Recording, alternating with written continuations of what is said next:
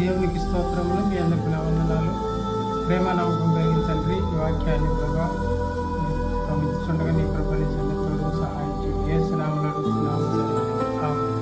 దేవునికి స్తోత్రములు. మీ అందరికీ నా వందనాలు. నా ప్రేమ దేవుని బిడ్డలారా, మరి ప్రసంగి గ్రంథము 12వ అధ్యాయంలో చక్కని మాట రాయబడి ఉన్నది. 12వ అధ్యాయం 8వ వచనంలో అంటున్నాడు, వ్యర్థము వ్యర్థము సమస్తము వ్యర్థము. సమస్తము వ్యర్థం అంటున్నాడు. చూడండి, సమస్తము వ్యర్థమని ప్రసంగి చెబుతున్నాడు. సమస్తము వ్యర్థము. తన విచారం అంతా, విద్య అంతా, జ్ఞానమంతా, చూడండి, తన విచారం అంతా వ్యర్థము, విద్య అంతా వ్యర్థము, జ్ఞానమంతా వ్యర్థము. జీవితానికి పరమార్థం ఏమిటన్నా గంభీరమైన పరిశోధన తెలిసిన తర్వాత ఇదే తప్పించింది, వ్యర్థము. నా ప్రియమైన దేవుని బిడ్డలారా, ప్రసంగి జ్ఞాని అయ్యిందేనో అతడు జనులకు జ్ఞానమును బోధించు అతడు ఆలోచన సంగతులను అనేక సామెతలను ప్రసంగించాడు. వ్యర్థము వ్యర్థము సమస్తము వ్యర్థమంటున్నాడు.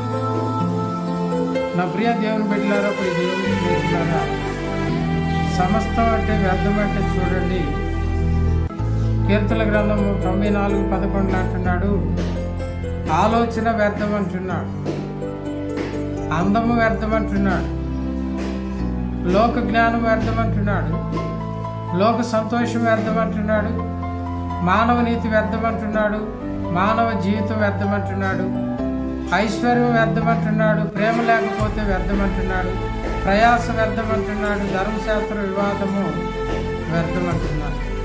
వ్యర్థము వ్యర్థము సమస్తము వ్యర్థమైనట్టు. సూర్య కింద మనుషులకు లాభకరమైనది ఏదీ లేదంటాడు. ప్రయాసపడ్డా వెండి వల్ల లాభం లేదు, బంగారం వల్ల లాభం లేదు, వెండి వల్ల లాభం లేదు, ధనధాన్యాల వల్ల లాభం లేదు, అధికారం వల్ల లాభం లేదు, పదవుల వల్ల లాభం లేదు, కోట్లు కూడబెట్టినా లాభం లేదు. వ్యర్థం వ్యర్థము సమస్తం వ్యర్థం. అక్కడ 12 ఏళ్ళు అంటున్నాడు, మొన్న వెనక వల్ల మరలా భూమికి చేరు, ఆత్మ మాత్రం తాను దయచేసిన దేవుని వ్యర్థము వ్యర్థము సమస్తము.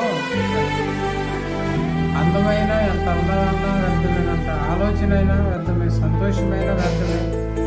మానవ నీతి వ్యర్థం అంటున్నాడు, మానవ జీవితం వ్యర్థం అంటున్నాడు, ఐశ్వర్యం వ్యర్థం అంటున్నాడు, ప్రయాస వ్యర్థం అంటున్నాడు. సమస్తము వ్యర్థమే. ఏదైనా వ్యర్థంతోనే దేవుడు చెప్పుకున్నాడు. ఏది ఉన్నా లేకున్నా యేసు ఉంటేనే, ఏది ఉన్నా లేకున్నా సయ్యం ఉంటే ఉపయోగం. నా ప్రియ దేవుని బిడ్డలారా,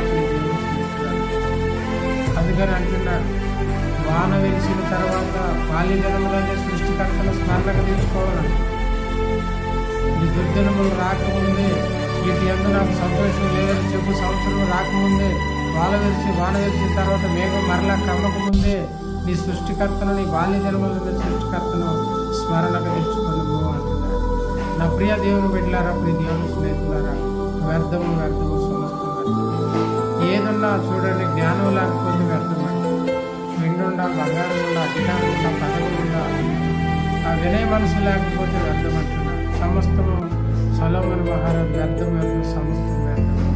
ఇదంతా విన్న తర్వాత దేవుని ఫలితాలు దేవుని భయం భక్తి కలిగి జీవించుకుంటున్నాడు. దేవుని చిన్న వాక్యాన్ని గాడ్ బ్లెస్ యూ.